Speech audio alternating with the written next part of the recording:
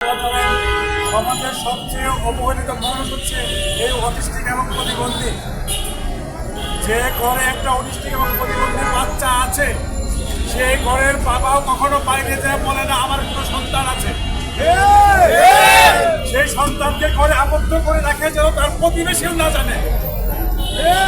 সেই সন্তানকে আমরা মানুষ করছি, সেই সন্তানকে আমরা মানুষ করে সমাজের মূল স্রোতরা অন্তর্ভুক্ত করে স্বাভাবিক মানুষে পরিণত করছি। পৃথিবীতে আমাদের যে মহৎ কাজ আর কেউ করে বলে আমাদের জানা নাই, কিন্তু এই ভাগ্যের নির্মম পরিহাস, সেই মহৎ কাজ করা মানুষগুলি আজ পৃথিবীর সবচেয়ে বেশি বৈষম্যের শিকার। আপনি পৃথিবীতে একটি দেশও পাবেন না যেখানে প্রতিবন্ধী বিদ্যালয়ের শিক্ষকরা 17 বছর যাবৎ নিজের মৌলিক অধিকার বিদ্যালয়গুলোর স্বীকৃতি এবং এমপিএর জন্য রাস্তায় দাঁড়ায়। সেই সোনার বাংলা আমাদের। এই বৈষম্যের জন্য জুলাই বিপ্লবে দেশ পুরোবার স্বাধীন হয়েছে, কিন্তু আমরা কতটুকু স্বাধীন হয়েছে?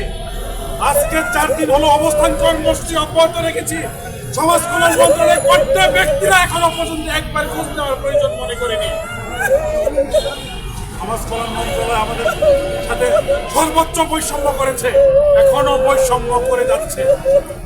এই বৈষম্যের অবসান ঘটানোর জন্যই আমরা আজ রাজপথে নেমেছি এবং যতক্ষণ না পর্যন্ত বিদ্যালয়গুলোর স্বীকৃতি এমপিও চূড়ান্ত ফয়সালা হবে, আমরা এই অবস্থান কর্মসূচি পরিত্যাগ করব না।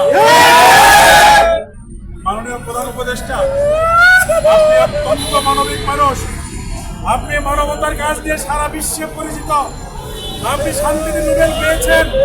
আপনি আমাদের বৈষম্যটা দূর করুন। আমাদের এই ক্ষুধার্তের কণ্ঠের আওয়াজ আপনার কুরসি প্রতিধ্বনিত হচ্ছে, আপনার কুরসি প্রকম্পিত হচ্ছে, কিন্তু আপনার কানে পৌঁছাচ্ছে না।